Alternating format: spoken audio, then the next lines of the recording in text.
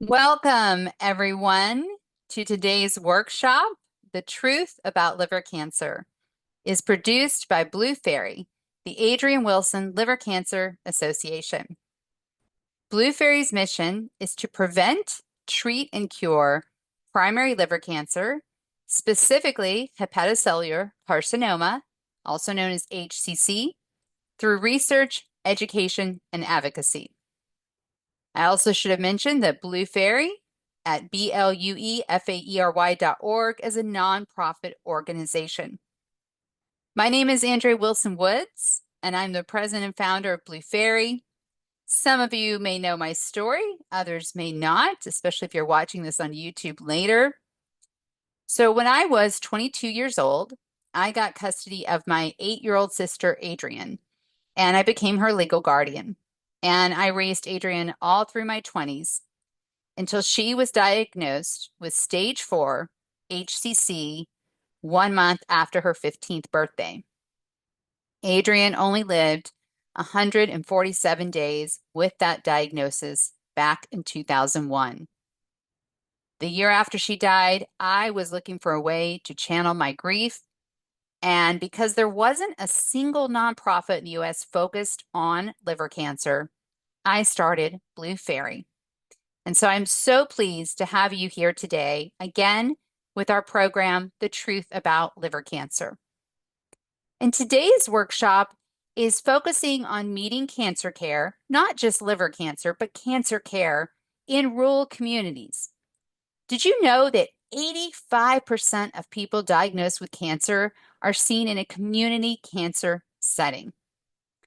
Our panelists will share their experiences and highlight the challenges that cancer patients face in rural areas of the United States. And we hope this discussion will help create solutions that improve healthcare access for all.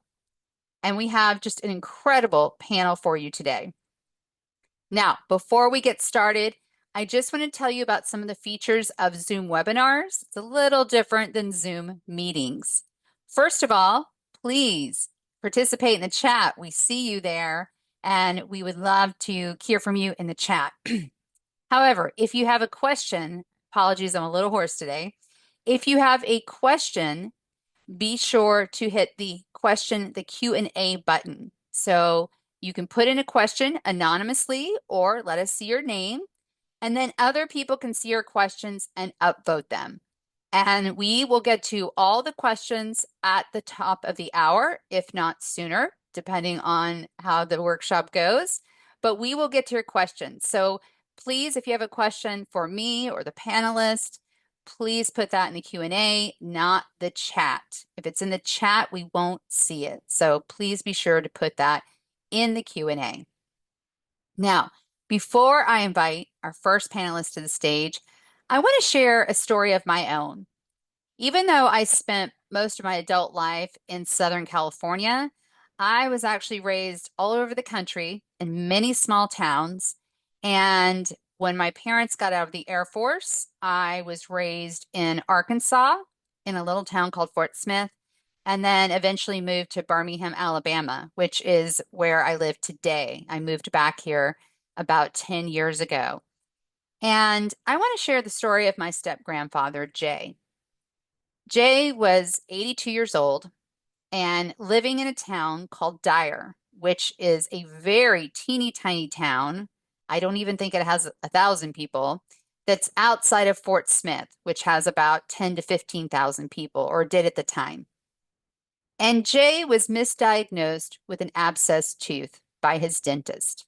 An honest mistake. And I really want to make the point that we're not blaming community doctors. We're just saying that when you get diagnosed with cancer, you need to see a specialist if that's possible. And at Blue Faery, by the way, we do make that happen for anyone that comes to us. But back to Jay's story. So Jay was misdiagnosed with this abscessed tooth in this little teeny tiny town, except the tooth wasn't getting better. And then finally, as months went on, he ended up seeing a community oncologist. And to that community oncologist credit, he said, "You have cancer, but I'm not sure, exactly what it is or if I can help you. And so fast forward, it did not take very much time at all when you know the right people. We found a doctor who specialized in what Jay had, which was head and neck cancer. Specifically, the tumor was squamous cell carcinoma, and it was taking over his whole right ear and neck. And by the time Jay was able, first of all, to get a correct diagnosis and then see a specialist who saw his cancer every single day, that doctor, and I quote, said it was the largest tumor he had ever removed in the history of his practice. It was bigger than a lemon and not quite as big as a grapefruit. And Jay opted not to do chemotherapy and radiation because of his age and because he could feel the cancer coming back. And sure enough, within just a few weeks after his surgery, which took away his entire right ear, the cancer had come back. It was extremely aggressive. Now, would Jay have survived if he had been diagnosed sooner?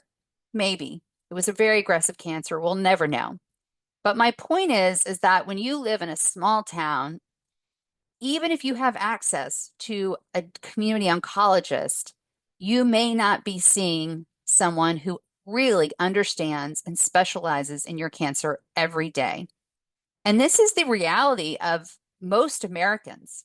You know, more than half the country do not live in large towns.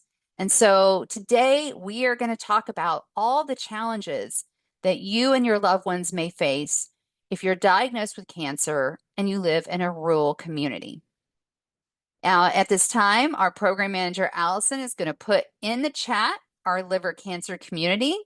So if you are diagnosed with liver cancer specifically, we do have a private HIPAA compliant forum, and it's for all liver cancer patients and their families. And again, it's not a Facebook group. It is HIPAA compliant, so your health information is safe, and it translates into Spanish and Portuguese. So Allison will continue to be putting that in the chat. It'll take you to our website where you can learn more about our liver cancer community.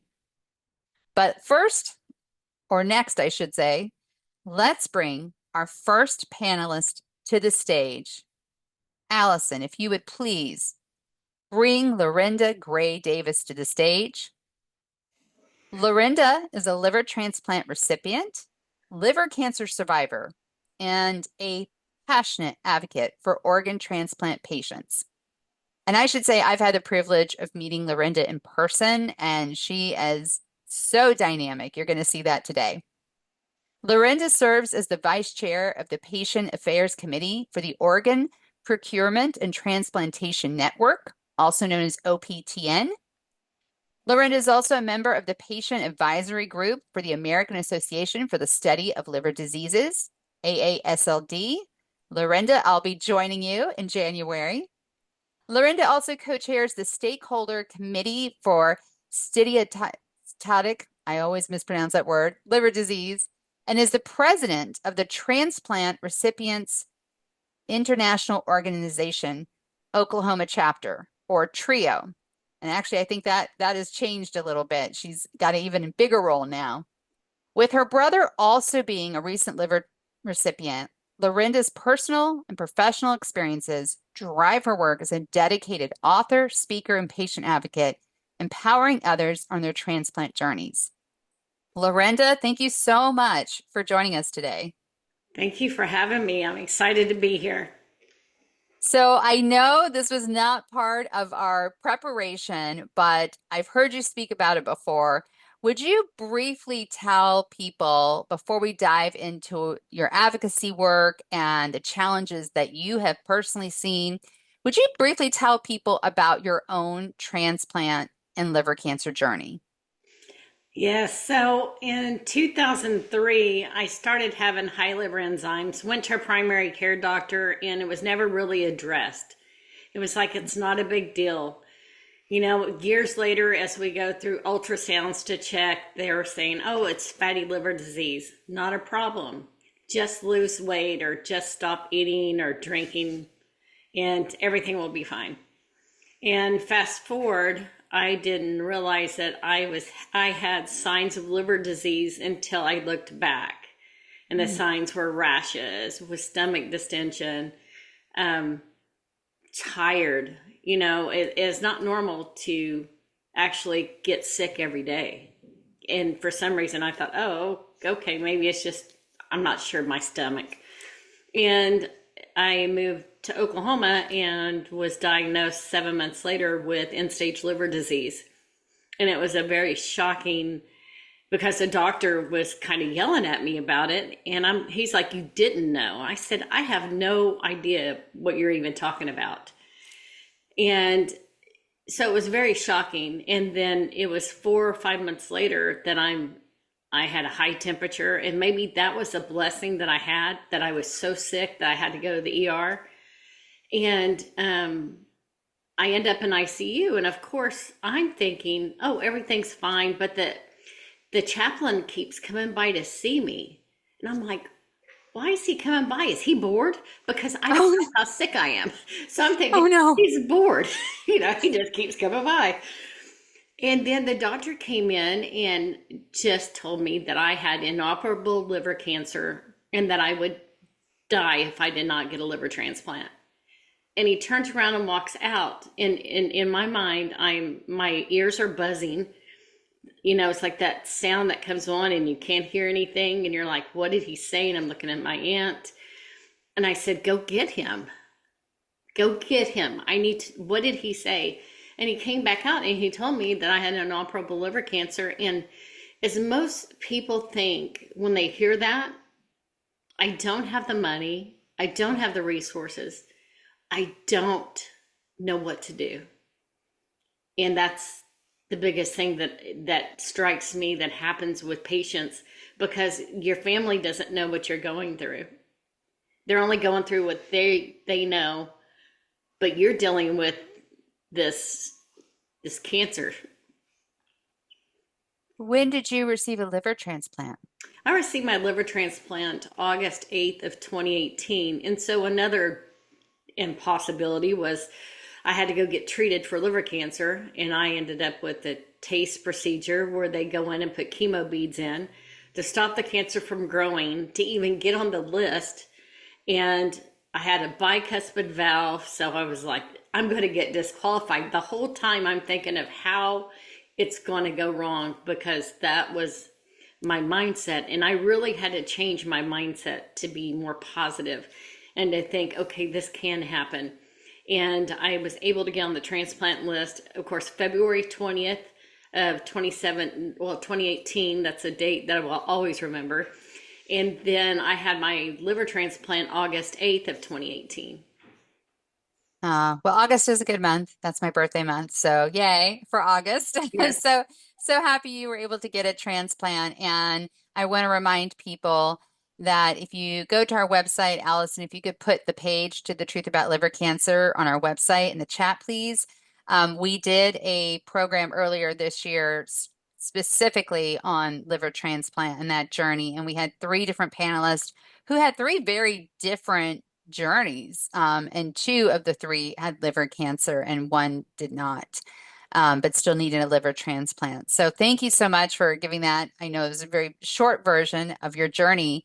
Let's start with your work at TRIO. And for those listening again, so TRIO is the Transplant Recipients International Organization. Can you describe your experience working with TRIO? Actually, yes. I joined TRIO 5 months after transplant. I joined their national board. And so I wanted to be involved. And of course, as a patient, you automatically think, I need to give back. I need to do something. And that's what I started doing. And we had a meeting, and it was one that I got to meet all the board members in person. And what was so awesome about it is I got to see people 20 years post-transplant, or 10 years post-transplant, or 30 years. And I found hope, and I was so overwhelmed with gratitude, and just, I had to sit down a couple of times because it was just so emotional for me. And I thought, there's something here to this. So I decided I went home and thought about it. And I was like, I'm gonna be the founder of Trio Oklahoma. And I had to talk to Karen Hoyt, which is a very dear friend of mine, and we both had similar paths. And so I said, I'm going to start Trio Oklahoma. We need a chapter here. And as COVID is starting, we're starting Trio Oklahoma, and that peer to peer, the pre and post transplant, that end stage part of any organ disease, being able to talk to someone that's been through it, that hope is amazing. And so for me, that's what it was about. How do we help people get to where they need to be? How did you end up going from starting something? And yes, we do know Karen. She was in the transplant workshop, and I've known her for many years now. She's amazing. How did you go from co-founding this to becoming the president? Um, well, I I have always been an advocate. My background is in construction, director of diversity on billion-dollar projects, going in finding minority and women-owned businesses and making sure that people have opportunities to participate. And so for me, it's really about opportunities and education about how do I do this? Because that's all anyone wants. They want to know, um, how do I get from here to here? And if you've done it, I know I can. And they were looking for someone. Jim was leaving Trio, and he asked me, "Have you ever thought about it?" And I said, "Yes, I have." And I said, I've got some very good ideas of what we could do." And Jim was the former president, correct? Yes, Yeah. yes, yes, he Okay. was. All right, let's dive deep into some of the challenges you've seen in rural communities. And one thing I forgot to mention that I am seeing a lot of is, excuse me again, guys, sorry, is reactions. You can react when someone's speaking. It says a little heart, but if you click that, you can do a heart, a thumbs up, a clap, all kinds of fun reactions. So we love to see the reactions because this will be later on our YouTube channel. So Lorrinda, based on your experience, what are the challenges you've seen in cancer care? Again, this is across all cancers for rural communities. I think the lack of education for primary care doctors, in the sense of where they go to medical school and how long they spend, at least with liver, because that's underdiagnosed so much. And there's so many patients that are out there in communities, and they're dealing with symptoms, but they're not putting the puzzle together. The doctors aren't, because they don't know that there's a puzzle to put together. And so it's getting to the right doctor to get that diagnosis. And for patients, we feel sometimes that, well, maybe I shouldn't rock the boat. Maybe I'm not supposed to be doing that. When in fact we should be getting second opinions. We should be saying, "Hey, this is my life, and I'm in charge of it. I'm asking you for medical care, and if I'm not getting what I want, I'm going to go somewhere else, and I'm going to find an answer." I so appreciate you saying that. So I won't say who it is, but I'm going through this with a family member right now in a somewhat rural area, and all I asked was, "Let me help you get a second opinion." And I don't know if it's a generational thing. I don't know if it's a family dynamic thing. I suspect it's a little bit of both. But this person is forging ahead with a doctor that does not have the specific experience in this person's cancer. It's not liver cancer, but a different kind of cancer. But it just breaks my heart. Because as you mentioned, there's a lack of education among primary care physicians, a lack of access to specialized doctors. Can you just touch on, for people with liver cancer, some of those specialized doctors that you really need to see or definitely may see in your journey, especially if you get into a more urban area? I happened to be very blessed to find a doctor, because I was so sick by the time I got there that I was struggling with even more symptoms of liver disease on top of the liver cancer. And he had the wherewithal, that he had dealt with transplant patients, and he knew, this is where I need to send you. I'm going to send you to a gastroenterologist first, and we're going to take a look. And then they referred me to a transplant center to start getting, checked out. So I actually went to a transplant center, and They did a little workup and they said, you know what? You've changed your diet. You've done some things. Your blood work is back in line, and I think you're going to be fine. We'll see you in a year. And then it was that 5 months later, 4 months later, that I'm sick, and it pops up on the MRI because, they have protocols they follow. It was there the whole time, but just the protocol said, don't look at it yet. Oh gosh. And did you see a hepatologist as well? I did. I did. I ended up seeing a hepatologist, and he was very young, and I still run into him sometimes at conferences. And I'm like, how old are you now? 40? You know, because he was so young. Who is it? I'm dying to Uh, know. Dr. Kathadia, he is now at University of Memphis, but he was in Oklahoma, and absolutely wonderful. And I can't thank him or my primary care doctor enough for keeping me focused on where I needed to be, because when you have liver disease and liver cancer, there's so much going on and so many things that you can't think clearly enough that it hinders. It hinders the Yes. progress. And I want to touch on something you said. And every person who gets into this space, whether they're a physician or a patient or an advocate or even a funder, they say liver cancer is one of the most complex cancers to treat because you're not only treating the cancer, which is done by a surgical oncologist or a medical oncologist, but also you're treating underlying liver disease. Now, not in everybody, but in the majority of patients, there's underlying liver disease, which is why you do need to see a GI. And then a GI is a gastroenterologist, so they're a little bit more general, but they are with all of the gastrointestinal tract.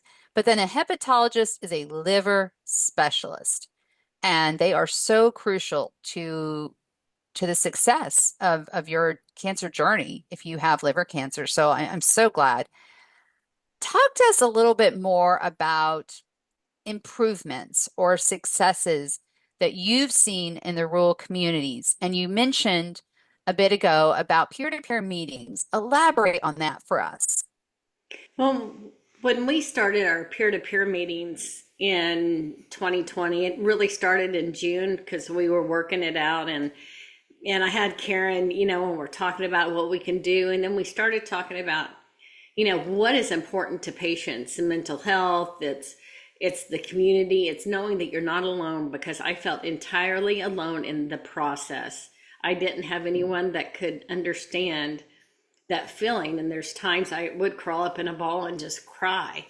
And so that made me want to help. And I was like, if I can bring people together, and it was just me and a computer trying to find people. Hey, where were you transplanted at? Hey, do you want to join this group? And I found people, and we've had over 230 people just come through. Some people come back in. You have the older people, that, in the sense of older, meaning transplant older, that they're 15, 20 years out. They're like, back in my day, I had to carry my records along. But during COVID, it helped because we taught people how to talk to their doctors, and people taught us, this is what I do. This is how I make sure that my care partner, my caregiver, knows the information the doctor's telling me, because they cannot come in. So when you teach the peers how to talk to the doctor, they get better information back and prepare them and prepare the doctors for their visit. Yeah, I love that. I think that was one of the biggest successes that came out of COVID was this realization that before COVID, as I mentioned before we went live, there were so many doctors who would say, "Oh, we want to start a community support group at our hospital." And I would say over and over, patients don't want to travel when they don't feel good. You maybe you could get a support group for caregivers. There's never enough support for caregivers, in my opinion. And I said, but you need to think about, can they get to you and are they well enough? And thanks to COVID, if we can thank COVID for one thing, it showed that meeting online like this, meeting remotely works and you can still get support. Would you agree with that? I would definitely agree with that. I have seen so many people that they're like, I can't talk tonight because I'm so sick, but I want to listen. And they listen. And, the love that comes around from a patient even coming in saying, this has been a hard day and I don't know if I can do it anymore.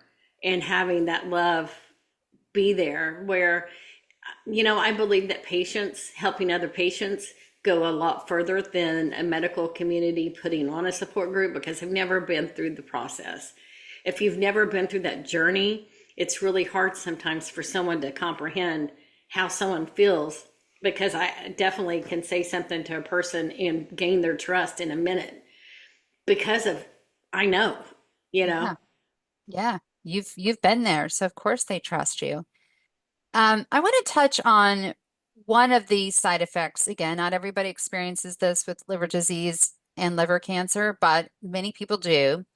And it's called HE for short, or hepatic encephalopathy. Again, one of those words, it's like a mouthful. Um, can you talk about what it is and how it affects patients? It And is. also if you experienced it. So I had hepatic encephalopathy, and it's very, people they'll ask what that is. I said, CTE in a football player, that means they get hit and they get brain injury. So hepatic encephalopathy is injury from the brain. And so I can explain that, but I can tell you that I slurred my words. I didn't know what I was doing. I had to stop driving literally because I didn't trust, or my aunt didn't trust that I could make a decision. And I'm so glad that I didn't drive. But I would not remember things. And I didn't know that I didn't know. That is the best description of hepatic encephalopathy for a patient, is you don't know that you don't know. And you can believe something. That's the closest thing I've had to a mental health issue, because you think you're doing something and you're not. Your balance is off. I fell. I ended up in the hospital, didn't even know who my daughter was. And I am Wow. so, to this day, she goes, you kept telling me, tell her I'm right here. And so when she comes back, tell her where I'm at. And I'm sitting there telling my daughter this.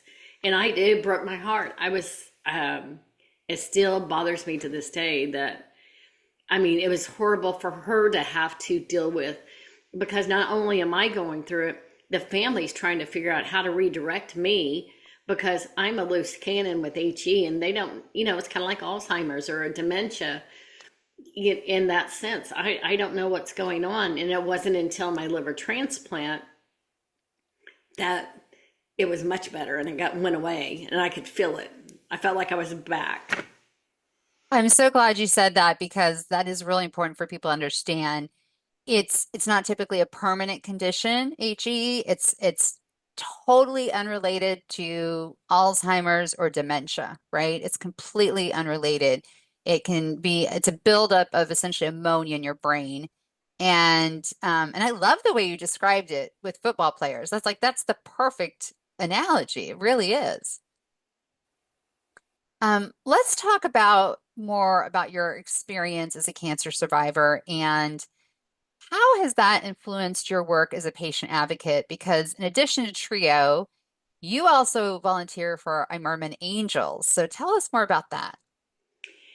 It is actually wonderful. I used to move a lot when I was a little kid, and my brother and I are very close. And my brother actually just had a transplant in May, and he's a year and 2 weeks younger than I am. And he always made me go make friends, so I can knock on anyone's door and say, "Can my friends come out and play?" And I would go find kids to play with. So with Imerman Angels, they'll call me and say there's someone that needs some help, and this is the description, and this is how they want to be communicated with. And I find that I can make a phone call and help ease someone's anxiety from, this is what I'm going through and I'm overwhelmed because I can't find anyone that knows what I'm going through. And I think that that's the connection that is so important, is to have that. I can hear and see someone, and they're surviving and they're doing well. And I have hope, because hope is the magical word that we all have in this process of liver cancer and just going through something so dramatic, we have to have hope. And I also know that you recommend that everybody have something very, very special. Do you know what I'm talking about? I do. So I think everyone needs to have a fight song. I mean, I always say, what football team, what college, who does not have a fight song? Because when you're down and you're curled up in a ball and you're crying and you want to give up, because those days happen, get something that brings you out of it. Get something that helps you to move forward, because you're going to have to listen to that song over and over again. And a lot of people I hear that have gone through things. We have actually a transplant fight song playlist on Spotify. Oh my God, that's awesome. Okay, Yes, you will have to give that link to Allison afterwards, and we'll make sure it's yes. in the YouTube notes. So, what is your fight song? Well, everyone laughs because my fight song, the song I that went with me was my fight song by Rachel Platten. This is my fight song, Take Back My Life song, Prove I'm All Right song. And for me, that was what I needed. I needed to prove, I needed to fight. And so that was mine. Some have been Roar. A gentleman, it was All I Do Is Win by, and I mean, it's wonderful. Mine is I have two. Beautiful by Christina Aguilera, and just coincidentally, it's not like she's my favorite artist, but also I think it is called Fighter. Or Stronger, I think, by Stronger. Christina, yeah, by Christina Aguilera. And for every project I work on, it happens very organically. A song becomes attached to the project. But you're right, like I will listen to the song hundreds of times by the time I'm done with the project. So I think that is the best advice. It's just, that most people don't think to ask. Yeah. Well, afterwards, my fight song was, it was really That's What Scars Are For by Mandisa, because it's to remind us of what we've come through. And for me, I would play that and would just help me kind of understand the overwhelmingness of I get to be alive. I get to do things. And that's how I look at life, as I get to. Oh God, I love that. I love that. And good note, you can change your fight song as life changes. It can become different. Right. What advice would you give specifically to healthcare providers and leaders on how we as a society can improve rural cancer care? I think we need peer education for doctors, because there's a lot of primary care doctors that have not been engaged in that type of field, because they're there really getting, your flu shot, they're checking your health. And so if something comes up on your blood work, and they're going to think it's a blip, it's just a one off, unless they're doing blood work all the time, they're not going to see a trend of something happening. And I think that really an educational piece that primary care doctors need to go through, because with their medical education credits, the CMEs, I think that would be a perfect opportunity for the patient side to talk about what they're going through and what they've gone through. And I think the provider side that treats that would be a great opportunity for that education. What about patients becoming advocates for themselves? It is scary at first to step out of that comfort zone to say, I want you to answer this. Or so I encourage patients to get on, I always say my chart. I always have to do the typing on my chart, to ask questions, because we forget questions. Every time we go to the doctor, we get white coat amnesia. I forgot everything that just happened or what I need to ask. So if you're asking questions throughout that process, the doctor can respond back. The doctor may have your answers when you get there, and you're better prepared because you've got new information that the doctor can talk to you and have a better conversation, I think, with you. And if you're not liking what the doctor's saying, talk to some other people, find a new doctor, and don't be afraid to say, I'm going to go get a second opinion, because they would encourage, if they're a great doctor, and I believe there's a lot of great doctors, they will say, please do. Yes. Yeah, you're absolutely right. I have said that so many times, and every doctor I know would get a second and third opinion. Do you know what I mean? They Yes. all would. Uh-huh. And do the same for their families. So, and I love what you said about my chart. And what about for people who, again, in extremely rural settings, or perhaps there are multiple electronic health records, EHRs, that don't talk to each other? What are your thoughts about having a notebook? A notebook is wonderful. I think people should write down what they're going through. What are the symptoms? When do the symptoms start? Because when a doctor asks you, you're going to go, well, I don't know. But if Yeah, you have it in a notebook that's small, you can say, well, it started happening in December, and then this started happening in this time, and this. And when you have that pattern, I think you're educating the doctor about yourself. Because when we say we don't know when it started, the doctor's going, well, is it really that important? So then they discount symptoms when that shouldn't happen. And that's just my opinion. I'm not saying that doctors discount, but I'm saying that if you say, I don't know, that means how bad is the symptom? yeah, I agree. And another thing that I recommend to people, and if your doctor has a problem with this, get another doctor, is record your appointments.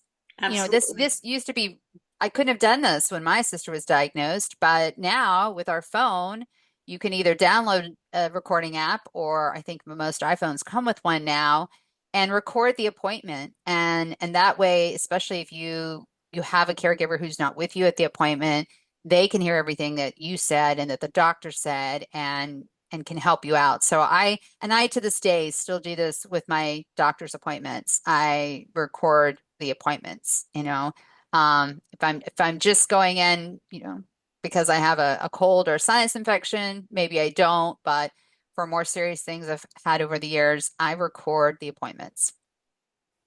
Absolutely. Lorrinda, you're amazing. Lorrinda is going to be back with us. We're going to say goodbye to her very briefly, but please, if you have any questions for Lorrinda or even want to share a thought with her, please put it in the Q&A and keep those reactions coming.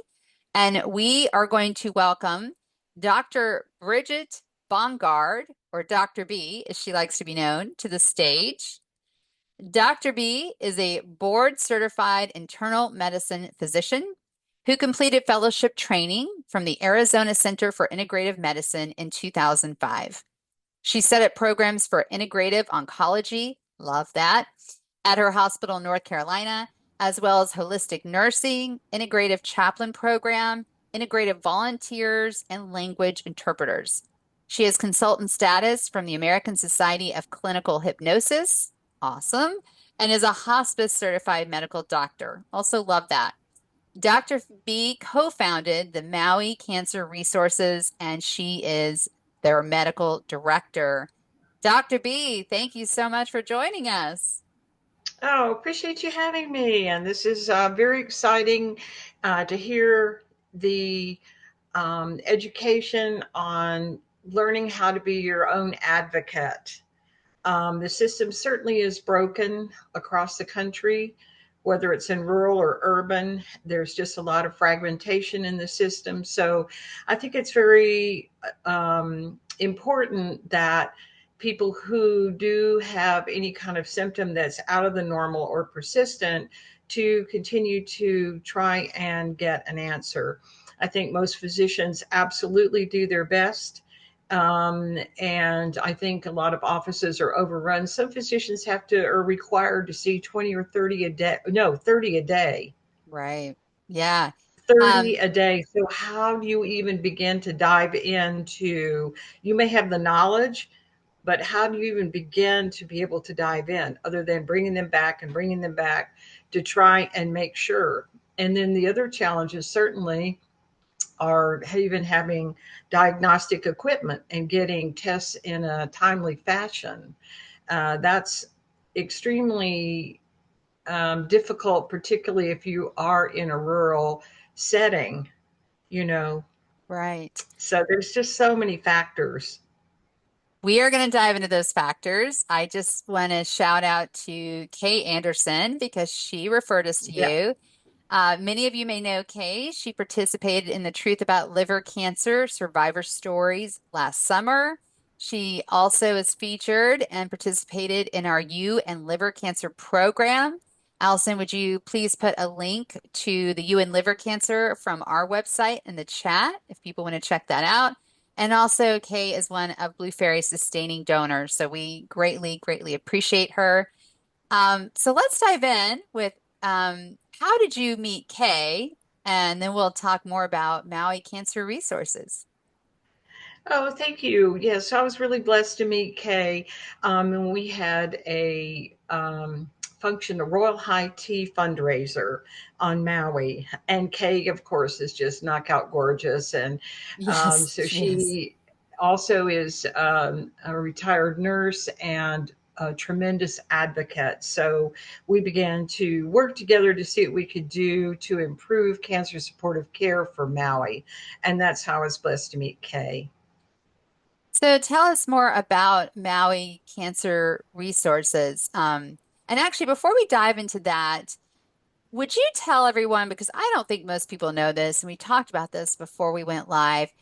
I went to Hawaii for the very first time in July for a conference where I had the absolute pleasure of meeting Kay, and but it was in Honolulu and in Waikiki and in that sort of area of the island.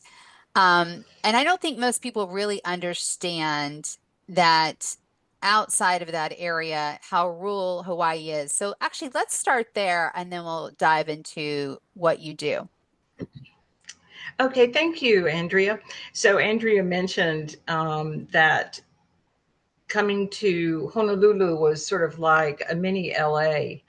And once you go outside Waikiki, you're rural. And and our state is very, very different in that we are considered rural by Medicare and Medicaid, which sets all the payment parameters. So, guess what? We don't get paid like urban areas. So, guess what? It is really hard to keep doctors here.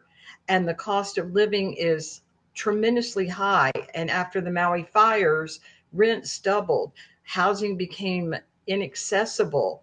So, for instance, my house, which is not huge or anything, it's doubled in price in the last 5 years. If I were to sell my house, it would be 1.5 million.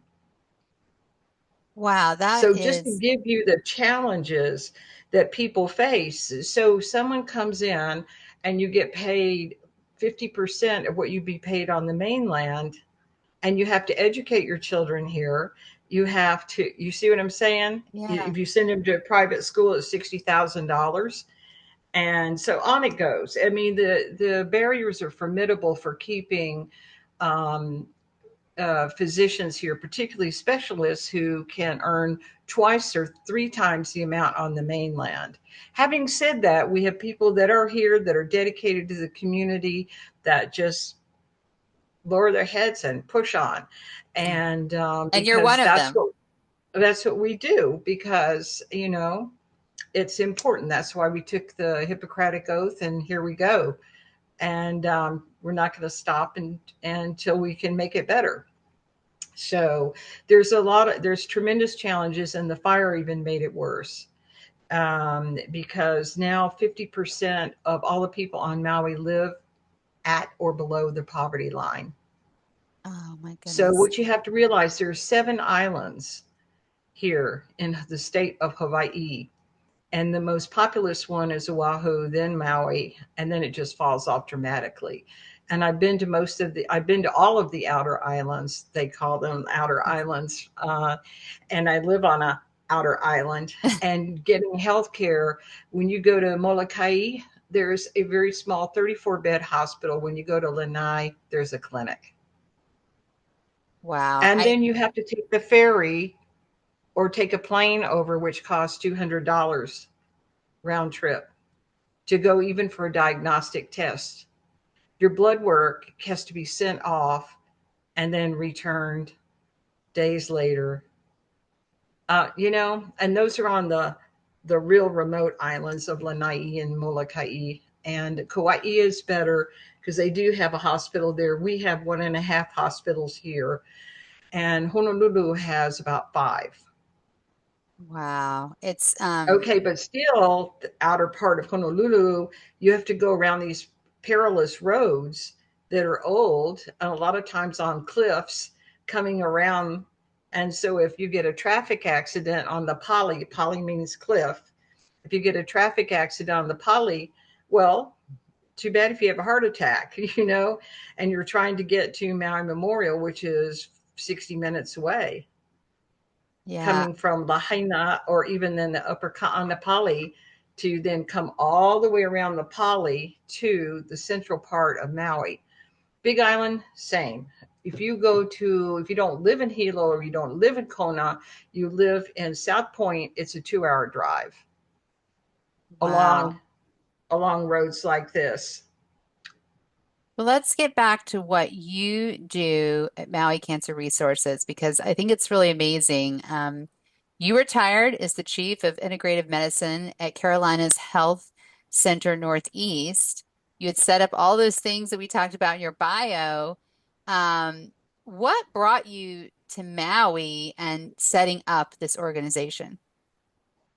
Well, I mean, what brought me to Maui, my husband wanted to retire here. And I said, well, I'm going to work here and make sure that this is really where we want to be, because I knew I just retread, but not retire. And so fast forward, when I got here and I saw the lack of care, then I dove in and I worked at Halemakua. I filled in for Kula Hospital. I filled in at as the first medical director for Islands Hospice. Just wherever it was, the need was just so huge. And so one of our patients gave us a $40,000 grant, and I created Maui Cancer Wellness Retreats because I thought, bringing people for a 3-day retreat where they could really deeply learn about themselves. They could understand self-advocacy. They could work out their feelings about having to go through the cancer experience. We would have people in the community. We would teach them nutrition. We did art therapy, music therapy, all kinds of things. We even had an esthetician come by and help people who didn't feel beautiful anymore. Oh my God, that sounds amazing. Like I want to go. That's like, Yeah, but then COVID ended all of that. That's one of the reasons why we had the Royal High Tea, was to fundraise for that. so how So did you pivot after COVID? pardon? How did We you shifted, we pivot? pivoted by doing day treats. So we did one day, 4 times a year. And then as we got more grants, then we started adding on cancer healing kitchens where we actually teach people to cook. And we, teach them the nutritional value of food, but then some people don't even cook. All they do is forage. So we help them. We also are developing, I was listening to Lorrinda, and we've developed a cancer journey guide. And it's going in 4 books. Number 1, your diagnosis, all the questions you need to ask, and all the things you need to do to prepare yourself, and how to be your own advocate, and how to keep organization of your experience. The second one is on treatment, not only symptom management, but also nutrition. And that also the self-advocacy piece, looking at risk and benefits of decisions, working through anxiety, depression, etc. Um, and giving hope. Hope is critical. As a matter of fact, in our last day treat, we all decided that hope was going to be our word for 2025, I to love it. focus our inspirational hope. Our inspirational word. And then the third book is on survivorship, because what we hear is there is nothing on survivorship. So we have, okay, here's the questions you need for first year, second year, all the way to 10 years and beyond. So you can ask and start filling that in. Oh, so I had that chemo, so I need an echocardiogram at years, blah, blah, blah. Or I need to be aware of these symptoms, which can say I surely to goodness need this testing to make sure I don't have some other um, problem arising. We also teach them about the circulating tumor antigen tests that are out there now for survivorship. So all of that is going to be in our survivorship book. And then the fourth one is resources. So people have given us lists of resources. Blue Faery should go on there now for those people who have GI cancers like this, liver and gallbladder and, biliary duct, da, da, da. And then um, I don't want to call it end of life, but I just say life planning. What is it you want out of life? And how do you convey that to people around you before in the event that things were to get dire? I would want someone to know what my heart's desire is for Yeah. them, for me, etc. So those things are very, very important. So we have there's a thing called Kokua Mau, which is a organization, a nonprofit that does end of life education and has all those documents. But we don't even like to look at it as end of life. We like to say this is how I want to live. Right. All I right. And this is how I want people to know that. So that's in section 4, as well as other resources on keeping yourself fit and well, and songs. We had inspirational books listed. We had funny videos, that type of thing. Just like Lorrinda says, you have to have something to lift your spirit and lift it out of the trauma that you're going through. And you Right. have to have some normalization. You have to help people get what I really want in my life and then move towards that. And then, yeah, we'll fix the illness, that's for sure. But keeping that forward direction on something you love is really critical, rather than just fighting. You know what I'm Right. saying? Yeah, I So it's do. it's really more uplifting to give you that energy to go through this whole experience.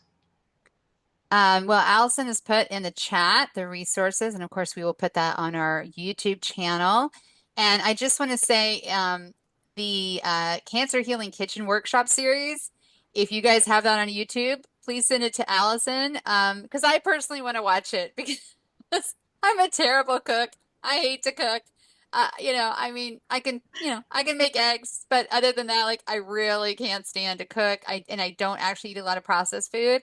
So Oh, good. I kind of That's vacillate. Yeah. Yeah, So that's really critical. So, like teaching people, what does a healthy pantry look like? So, yes, if you have a healthy pantry, then you're more likely to cook at home.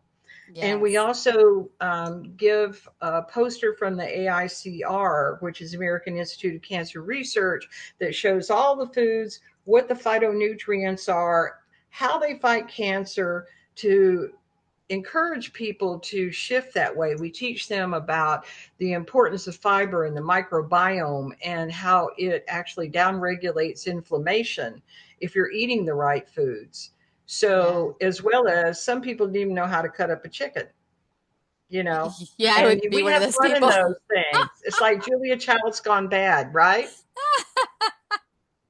I love it. All right, so there's so much to discuss with you.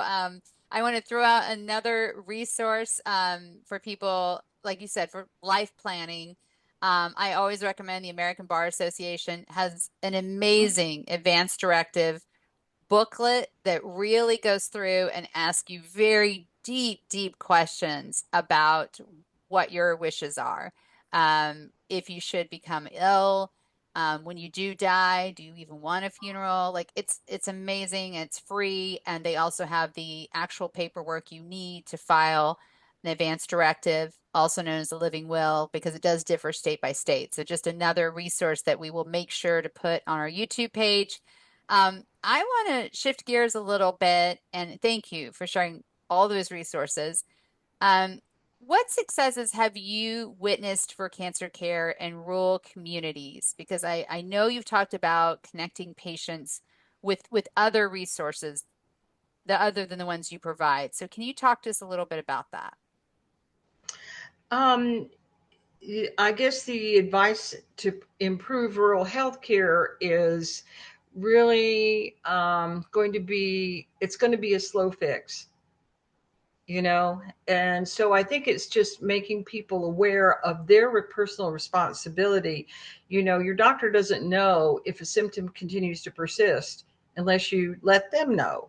Right. You know, they've got another schedule and there's another schedule and there's a, you know, day and day, but you've got to really advocate for yourself, and don't let symptoms go. And that's one of the things that we find in rural populations, particularly in those that have high ethnic diversity. So in Hawaii, we are second in the country for ethnic diversity, the second state in the country.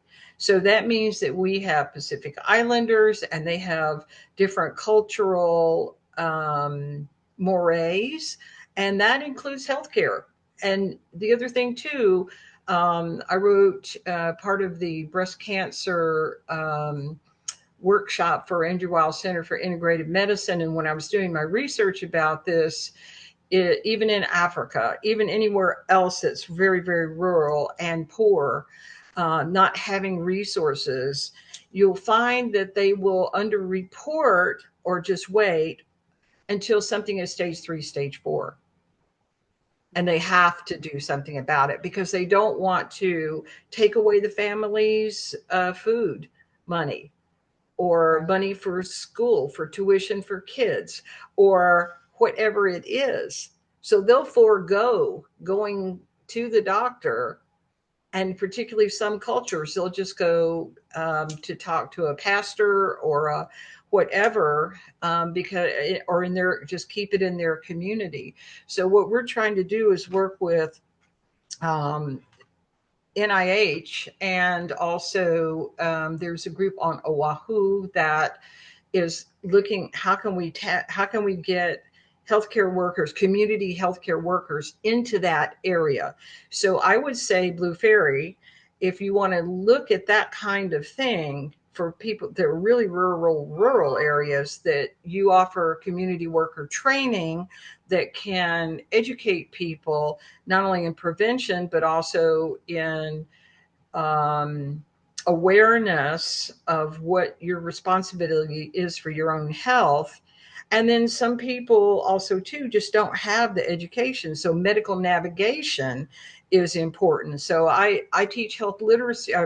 That's a big broad word for the hepatic encephalopathy. I'm confused. Oh, that's what you've got hepatic encephalopathy. I get that, and this is what we need to do. We need to jump on it right away, and we need to find out why the heck you've got it, and not only and treat it as such. So the community healthcare workers can at least be the eyes and ears within that community, those closed communities, culturally, that can then take these people and help them get into the system and not be fearful of the system. Now, you don't Right. have that so much in like Oklahoma or whatever, I would imagine, because it's a lot more homogenous. But now with all these, with the huge amount of global migration, I don't know that we can say that anymore. Yeah, I agree. I'm not sure we can. Yeah, I'm I not kn- sure there's a lot of areas that are simply homogenous, you know. yeah, So I feel that just being that, having that kind of, maybe the Department of Health, you know, you stimulate the Department of Health to do better outreach. In England, they used to have what's called district nurses, and district nurses were responsible for a whole area, and they would make rounds in houses, and they could see where who had like food insecurity. That's a right, big one on the island now. Tons of our money is going into food insecurity, right. and so we're writing a grant to actually address that, to teach people. Mm-hmm. Dr. B, I know that you believe providers and nonprofits like Blue Fairy need to collaborate more effectively, and I totally agree. Can you give a couple of examples of how you have been able to do that before we invite Lorrinda back to the stage for the Q&A? Oh, sure. Thank you so much. So, we've collaborated. Maui Cancer Resources collaborated with the American Cancer Society. We got a grant after the fires, and I did 6 workshops once a month, healing trauma and loss. Right. because you also know that when people go through that kind of cataclysmic thing, that their risk for getting cancer, the epigenetics of it, which means switching on genes, can accelerate up to 16% the incidence of developing cancer with that kind of stress. Number two, we work with the Quality of Life Action team at the state to help bring this cancer journey guide. So once we finish getting this assembled, I'm hoping to get a grant from them to be able to publish this. Then we can put it online so that people can buy it not only here in Hawaii, but all over the country. And they can take it with them depending on what section they're in, and then have all those questions answered, be able to advocate for themselves. And then number three, we are working with You versus Cancer, which is a local nonprofit, and Pacific Cancer Foundation. And U versus C, they give out financial grants, and we're working with them to get a grant where they can distribute cards for food, and then we can teach them how to teach the fishermen to fish, rather than just giving Yes. money and Yes. having them buy whatever that money can buy. We're going to help them take that and make it into a healthy pantry so that then they can learn how to change their life for Oh, themselves and their family. Because guess what? amen. It's like a ripple effect, right? Absolutely. Absolutely. I could not agree more. Allison, would you please go ahead and launch the poll? And would you please bring Lorrinda back to the stage and yourself? So a poll has just popped up for our attendees and our participants too. I'm not sure if our panelists can participate or not, but so after participating in today's workshop, what changes regarding liver cancer care do you plan to make within the next 1 to 3 months?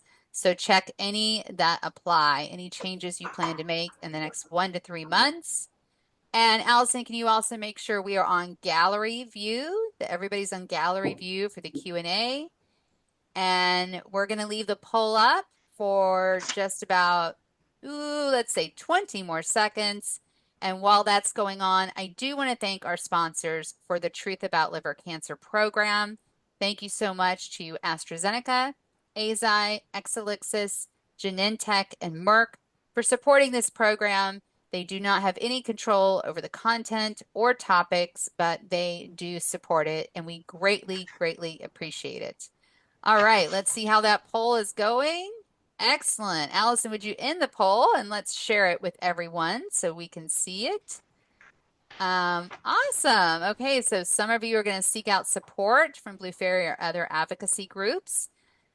Join our community. Please do if you're a liver cancer patient and or caregiver. Talk to a mental health professional, absolutely, and read educational materials about liver cancer, which Allison will be sharing with us shortly. All right, let's get to the Q&A, and I'm going to make sure everybody's on gallery view for myself, and let's see what we have here in the Q&A for everyone. And Allison's going to introduce herself shortly, but she's our program manager, and she makes this all come together. So even if you left the workshop, we'll make sure the answer gets to you. So we are going to answer this one live. This is for both Dr. B and for Lorrinda, for an anonymous attendee. In 2007, I had inoperable HCC, but was unable to be placed on the transplant list because I had had breast cancer a year prior. Has that criteria changed today? So let's start with Dr. B, since you're the doctor here on today's workshop. Well, I have to be honest with you that I'm not on the transplant. I'm not very knowledgeable about how things have changed on the transplant requirements. Maybe Lorrinda might know about that. But what I can say is this, that even though you've had another challenge in your history, it doesn't preclude you from having the up-to-date medical care that you need. We work around things. We have constant influx of new drugs, new treatments, and such like that. So I'm saying just because you had something in the past, don't think that that doesn't qualify you. And Lorrinda, if you know the answer, then I can share what I know from physicians. So, from my side of it, being vice chair of the Patient Affairs Committee and working on policy, I do know there's protocols and guidelines that the transplant centers all follow. And if you've had a cancer previous to HCC, the concern would be if we give you a transplant, the immunosuppression is going to go and it could actually Well, I cause don't the know, other but cancer to come back. And so they want to make sure that you're clear enough in the past cancer that they can safely treat you. Yeah. well, And I would agree. I mean, I would agree with that. I'm presuming that the presumption was that this was, something back in 2003. Yes, it could be reactivated, but then again, we also have so much. We have checkpoint inhibitors. We have all kinds of things that even if that were to, God forbid, resurface, we have other ways of treating that yes. that And we didn't before. I will share that because this question came up in our liver transplant program earlier this year. I asked a doctor, this is again in the US, so I can't speak to outside the US, but in the US, right now the guidelines say that you would not be eligible for a liver transplant. But this doctor told me that that could change Mhm. for all the reasons that were just stated. So thank you so much for that question. Let's go on to the next one. Teresa, Teresa, who from Tennessee, I know her personally. With the rural areas, do you think that some people are being misdiagnosed with dementia instead of HE? How do you suggest getting more information to primary care physicians on this topic? Teresa, love this question. Lorrinda, let's start with you. I could say with HE, not a lot of people, they'll go and do a test and for ammonia levels. And if your ammonia levels aren't at a certain point that they think it should be at, that's when you have issues is wrong because it's different for everyone. So someone can be a little high in their ammonia level and have full blown hepatic encephalopathy, or they can be really high and have it. So it depends. I think doctors need to be educated about it, and patients need to make sure they take their medicine because lactulose is not the best medicine ever to take. And as Xifaxan, I mean, a lot of these medications are expensive, and we do our best to try to help patients get to their medication because that's the most important thing to treat HE. But yes, I believe doctors in rural communities struggle because they want to automatically give a diagnosis sometimes of that's dementia where they haven't checked to see a fibroscan to see if their liver is, if there's something going on. So you can actually have HE in stage 3 of fatty liver disease or MASLD, and everyone's different. Yeah. Dr. B, what about you? Do you think some people are being misdiagnosed with dementia when they actually have HE? Um, that wouldn't happen in my clinic. Well, In not in that, yours, but yeah, I what mean, about? because I mean, I think most of us are trained that if you have liver disease, then you have to watch out for that. And now, what you are saying, Lorrinda, is true in that it could be very subtle. And if the ammonia levels aren't remarkably elevated, what you're looking at is neural inflammation. And so, if people already have neural inflammation, and then they have the changes from hepatic failure on top of that, then that can precipitate cognitive impairment.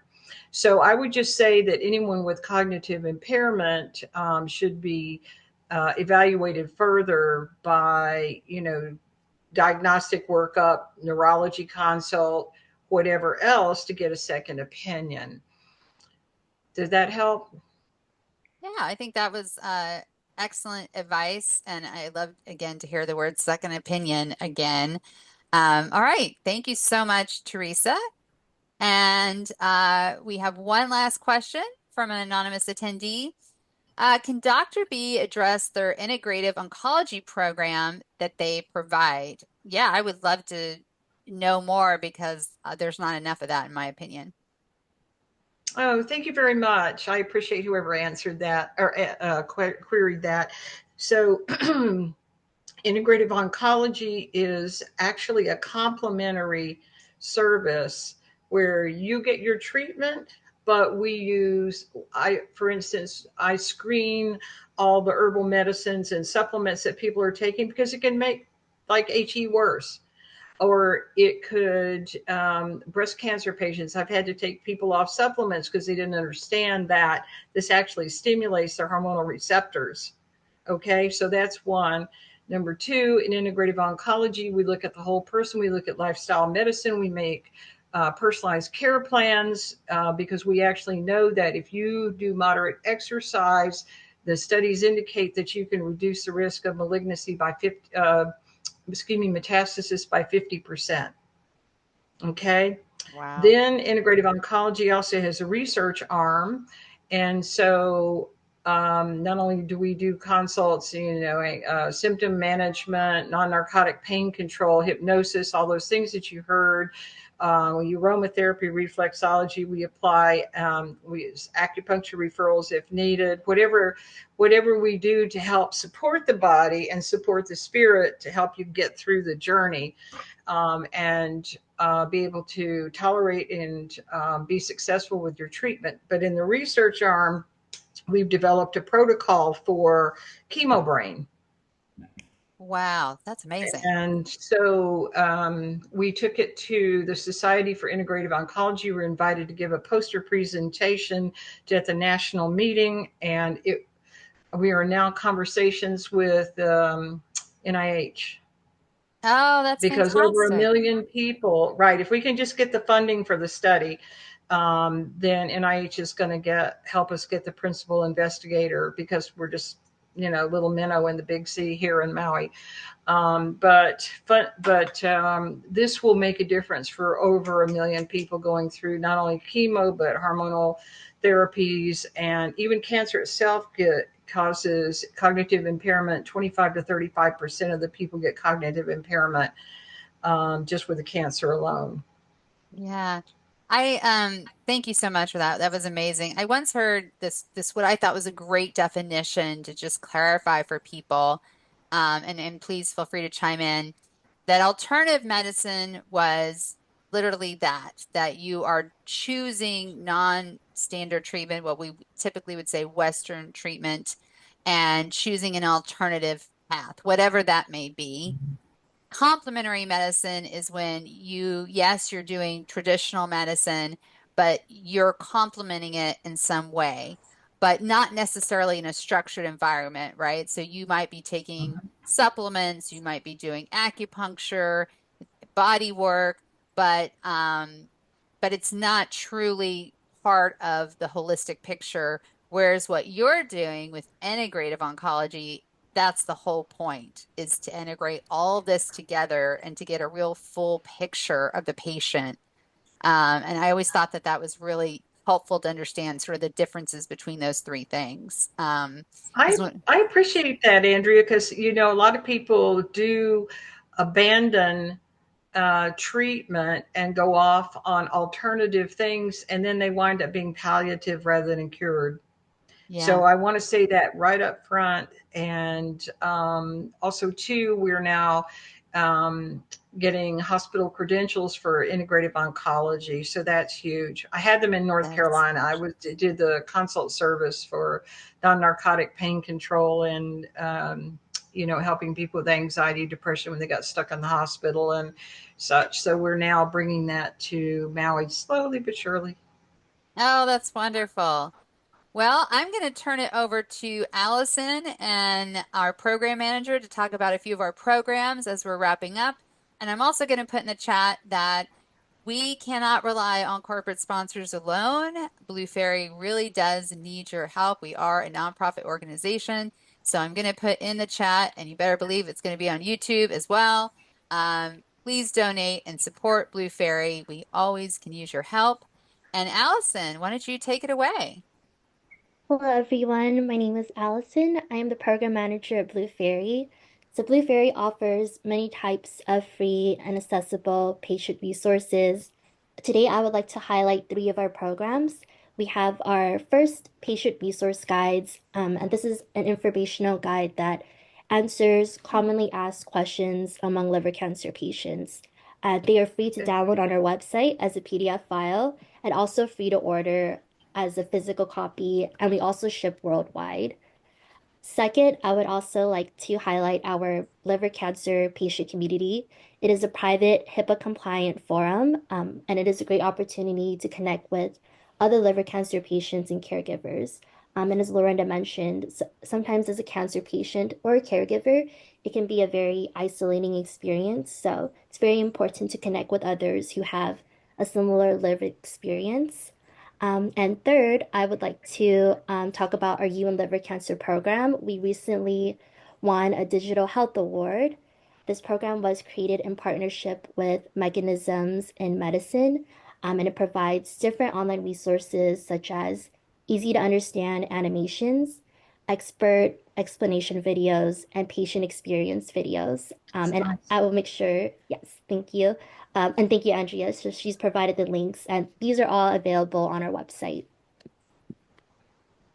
So I want Nice. to thank everyone for joining us today. And can we just give a round of applause to Allison, our program manager, for putting this together, for Dr. B for joining us, and Kay for Thank referring you. you, and Thank to you. I agree. Lorinda as well. And again, if there are any topics that you want to see in 2025, because it is December 7th, this is our last workshop of the year.